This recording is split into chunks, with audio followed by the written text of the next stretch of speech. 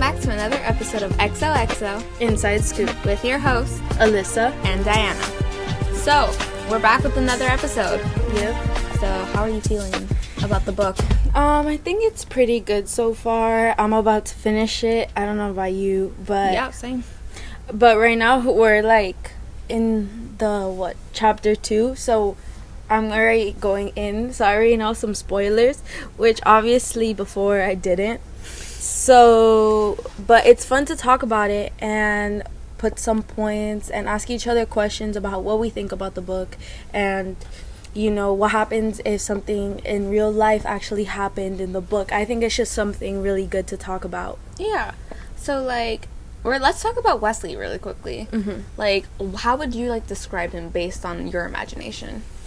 I would describe him, I saw the movie a long time ago before I read the book, sadly. I would have, yeah, and he was blonde and heroic, and I think I would describe him the same, but I think right now in chapter 2 it wouldn't be that much because he's not really mentioned in chapter 2.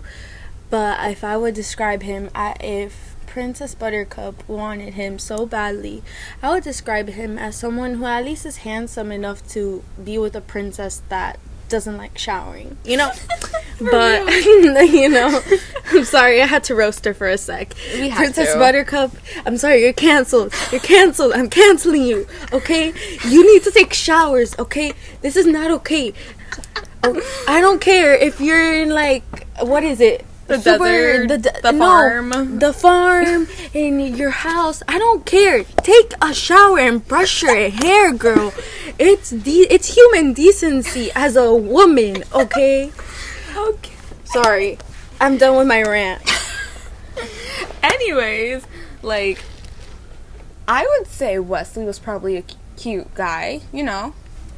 No. Yeah. Sorry, we got rudely interrupted. I mean, yeah. But I was saying... So sorry. We got rudely interrupted again. But Diana, as you were saying... bleeping sounds, but it's fine. But yeah, I was saying, I would say Wesley's a pretty cute guy. Specifically in the movie, you know, he's a little cute blondie. And in the book too, it's just he's not described as well because this isn't they describe him as the farm boy, the peasant boy who falls for the princess. Yeah, but also in the book, it's about William Goldman. Basically, he's talking about the original Morgenstern version of the book. So it's the author is talking in the book too. So it's not really there's a lot of detail about the characters. Yes, the story is still in it, but William Goldman is talking more about how he wants to change the boring versions of the Princess Bride. So it's the Morgenstern version, but he wants to change it up so it's not as boring. He wants it to be fun and adventurous. Yeah, so there's not that much detail about the characters in the story, but there's details of, you know, the regular Princess Bride story. Yeah. So if we were to go back to Wesley, you would say he was a good person. Specifically to Buttercup when he was with working. her? No, I can't speak. When he was working for them. I mean, yeah. Yeah. Buttercup would just ask for something, he would just say the significant, famous 3 words, as you wish. Yeah, and he also, he taught himself how to, love her, you know? Yeah. So, it was an unexpected turn. Yeah. It just happened. His love was, a motivation to him. You know, he stayed there most of the time for her. But this isn't in chapter 2. We're just talking about him because that's what we were saying. Yeah. But I think, you know, Wesley's pretty good. I mean, I have a love and hate relationship, as I said before, in the other podcast before. But I mean, it's not like you could have planned what was going to happen. Yeah. So. But he's not in chapter 2. He's more in chapter 3 and 4. Yeah. But yeah, so let's just first talk about chapter 2 since we already spoke about Wesley. So in chapter 2, we get introduced to the Prince Humperdinck. Ew, you already know his name is disgusting. Actually, fun fact, when I was reading, I was calling him Prince Humperdinck. Okay, I was calling him Prince Humperdinck. Don't ask me why. Diana had to correct me several times when I was reading because she's like, it's Humperdinck. I was saying Humperdinck. I don't know why. Just we don't answer that. You know what I mean? That's kind of embarrassing. I'm never gonna do that to myself. But yeah. I mean, what would you say the prince looked like? I would say he's ugly. He gives me Lord Farquaad vibes. Okay, yes, obviously in the movie. Like, I mean, he's even dressed in red, has like the short hair style, you know. Mm-hmm. He looks like some kids in our class. Just kidding. Just kidding. Some shade. Just okay, kidding. I see you. Hey, I can't name one. Hey. No, I'm just kidding. But I think he's not very good looking. Yeah, according to what we read, they say that he looks like a giant crab, like a giant walking crab. That's hilarious. I remember that and I started laughing. I was like, why would a prince look like that? I mean, Prince William. Okay. Dang, you did him dirty. Guys, did you hear that? Like, I'm so sorry. I'm so sorry to Queen Elizabeth, okay? And his poor mother. He used to be cute. He used to be cute. Diana. He did not age well. His mother has the same name as you. Okay? You can't. And she was gorgeous. His father was not. Okay, maybe that's where he got the bad looks. It's always the dad that gives the bad looks to their children. The mothers are always beautiful. Just kidding. Ha ha ha. Anyways, back to Prince Humperdinck. Yeah. So yeah, he looks like a big crab. Mm-hmm. So like if you were to mix a crab and Lord Farquaad, that's what you would get. Yeah. That's it. Yeah. So he was also obsessed with like hunting. Yeah. You know, that's like a pretty that's a good princely boy thing. It's a boy thing. No, but it's also kind of a prince, like a royal thing. Yeah. I don't know if you remember Cinderella. Yeah. Specifically the Ever After movie with Drew Barrymore. Oh yes, I remember that. Yeah. That's the kind of vibe I'm getting, except just uglier. But I feel like, I don't know why, when I hear prince, I hear self-obsessed. Yeah.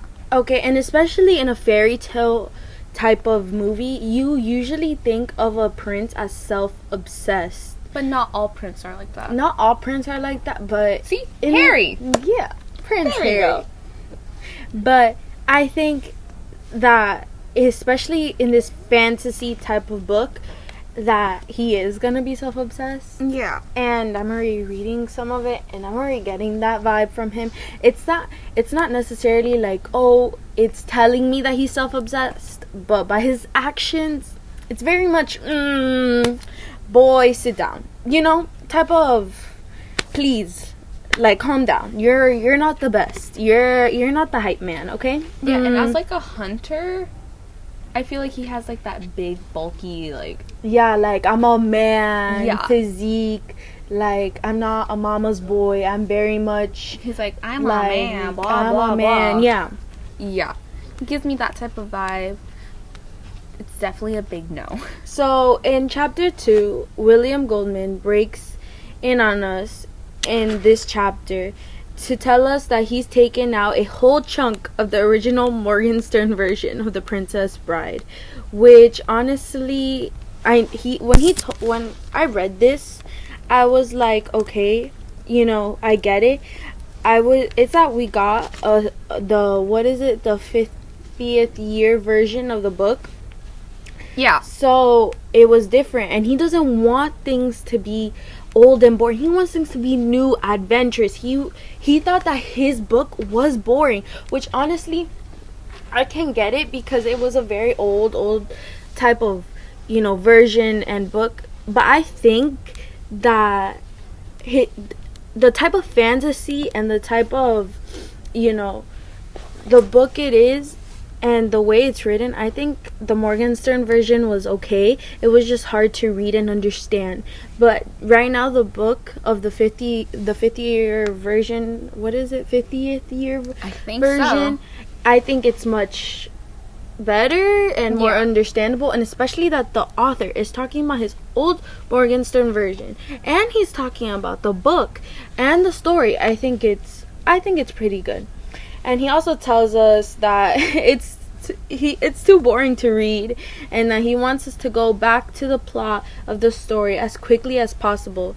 So that's what he was trying to do in chapter 2, and he does this throughout the whole book. Yeah. Like when I'm reading it. And so he gets into Prince Humperdinck, which is the Prince of Florin. Yeah. So he was actually one of the most powerful men in, like, Europe at that time. Because obviously him being the prince, he has a lot of power. And, like, what would you say is his background story to, like, him being the way he is? Do you think he went through, like, some type of trauma or, like, daddy issues? I mean, I think I'm not saying this in a bad way, but maybe he did have some daddy issues. His dad was obviously the king, so he probably got that lack of attention. Yeah. And I think young boys always need that attention from their fogger. Sorry. I said, and that sorry guys. Father figure. If they don't have that attention. Sorry guys. So as I was saying, if a guy doesn't have, or a young boy doesn't have that attention from their father, I can't say father for some reason. Today it's just not your day. So if he doesn't have that, I think, obviously it creates some problems with the child. Like, the boy doesn't know how to do certain things, or I don't know. I just think he probably did have daddy issues because his dad didn't give him attention, and since his dad didn't give him attention, he probably rebelled, and he probably, was raised by other people. That's true. Like, I was about to say midwives, but that's not the right word. Like, more like the servants or maids, Yeah. Yeah. So if we go back into, like, his hunting things, he was actually pretty good at it. So he actually had this, like, whole under room, and it was called Zoo of Death. Yeah, he's crazy. I'm sorry. That's it. Once I read that, I was, it was kind of weird. You're red like, flag. What exactly is that? So let's, like, kind of a little bit go into that. It's like an underground place where they have some animals, and he just goes and hunts them. That's, bro, like, psychotic. That's it. That's an easy way. He has mental issues. I am gonna. He murders at least one ape a day. That is something else. Okay, I know this is all fantasy and stuff, but I'm sorry. That's just straight up psychotic. I'm canceling him too. Okay, that's it. They're both canceled. Just kidding. Maybe. I'm dead. But save the animals. Okay, that's not right. Just like the My Roots place says, the password, save the animals. Yeah. We're sponsoring My Roots. I have a feeling he's like one of those people who, after he hunts, he cuts off the head and hangs it on the wall. Yeah, crazy. Yeah, not a good vibe. I'm saying he's psychotic. I will take him to a therapist for a fact. Okay, I'm so sorry. You're going to therapy. What would you say the Zoo of Death symbolizes? I would say his cowardness. I would say his pain. That too. Okay, because if you think about it, people who do this, like, I know it's all fantasy and it's like, oh, this can't be real, that can't be real. But if you think about it, there's always something behind a character and the way they do things. Yeah. If they're the bad guy, I think bad guys represent a lot of pain and hurt from their past. So there's always, like, some little source of trauma in their past. So I think for a fact that he had some sort of trauma or pain or something, so he's trying to take that out on the animals that he's killing, the things that he does. Maybe it's good for his mental health, but I'm sorry, that's just straight up psychotic. Like, I'm just saying this. No. Like, automatically no. Yeah, once you hear killing and stuff like that, you're gonna know something's gonna be wrong with him, but it doesn't really specify in the book what it is. Yeah, but it says that the zoo has 5 levels. I know. And it's going deeper underground. each with a more dangerous kind of animal than the one before. Humperdinck intentionally leaves the 5th level empty, with the hope that he'll someday find something worthy to put in it. Which I'm scared. What do you think he would put in it? Like a dragon? Well, obviously it's fantasy, but it's also kind of realistic fantasy. You know what I mean? So maybe not a dragon. So you know what would be my fear? What? If he like kills his like wife. Oh. You know? And then like hangs her there or something. It's kind of a big fear. Kind of dark, but you know dark, what I mean. Twisty, very much no. Yeah. Pretty much. But I think since he had a lot of power, he can do anything he wants, and since he did that, you know. So yeah, according to what like I read and what I got, the only thing he has a passion for was the hunting. So you don't really get that much of like Prince Humperdinck as like a person. All we know is like we mentioned, he has the Zoo of Death, which was actually built by his count. So like I feel like that would have been his like closest thing to like a father figure. Which gets back to how he had a lot of power, so he was able to do this. But I think he got even more powerful since his dad. Yeah, you know how you mentioned like the 5th level was empty? Yeah. I feel like something like powerful and like something dangerous would be there. Yeah. But getting back, he gets news about his father. Yeah. And his father is dying. Yes, that is true. Ooh. Meaning he needs to find a bride. Yeah. So meaning that he needs to get married so he can become king. Oh my gosh. First of all, obviously know he's gonna end up with like put in like, little quotations end up with Buttercup. But does he though? Does he end like up the with most Buttercup? beautiful girl in the land, and then the crab looking for a quad man?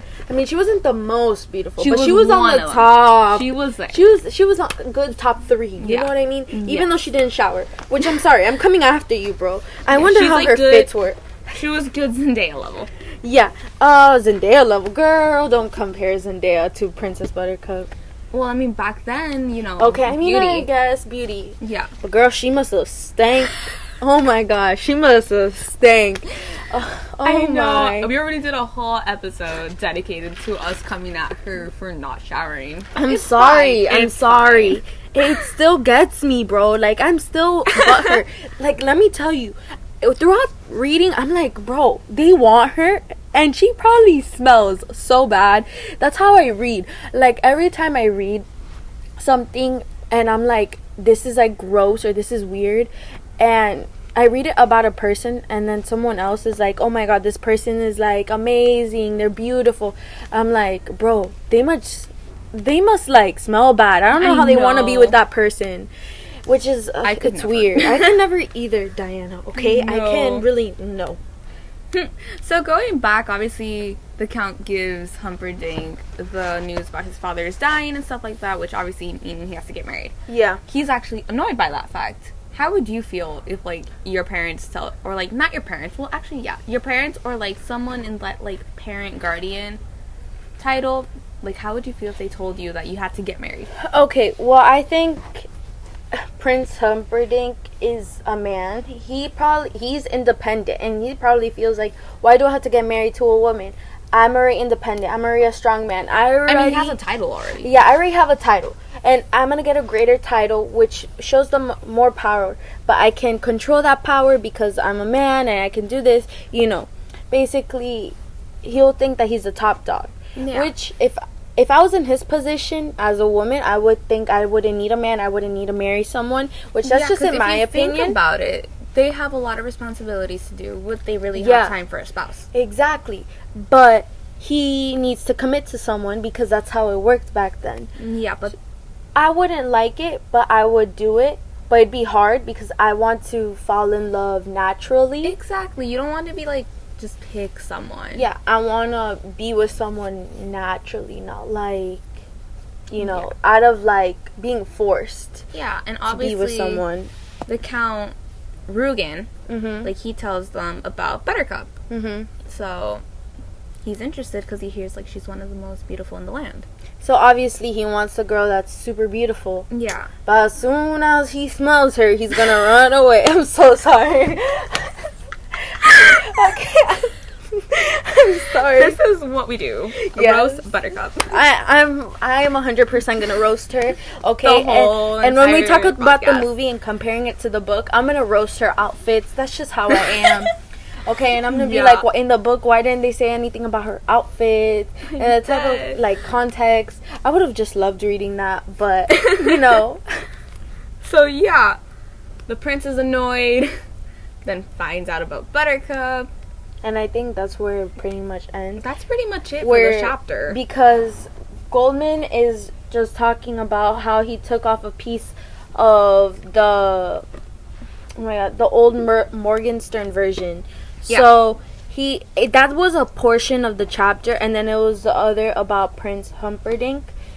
But I have a question, and we're just gonna end it there, and then we'll end it with how we usually do. Yeah. But basically, how would you feel if you were forced into a marriage? If you were a prince or a princess? I already answered how I felt. Yeah.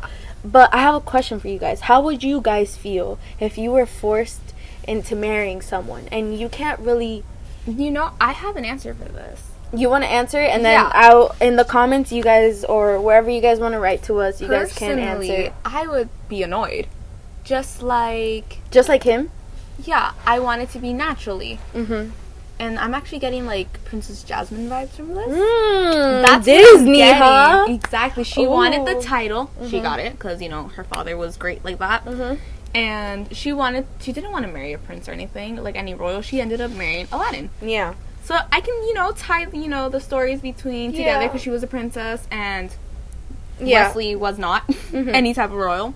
And just like in the Aladdin, she was a princess. He was not. He was a thief.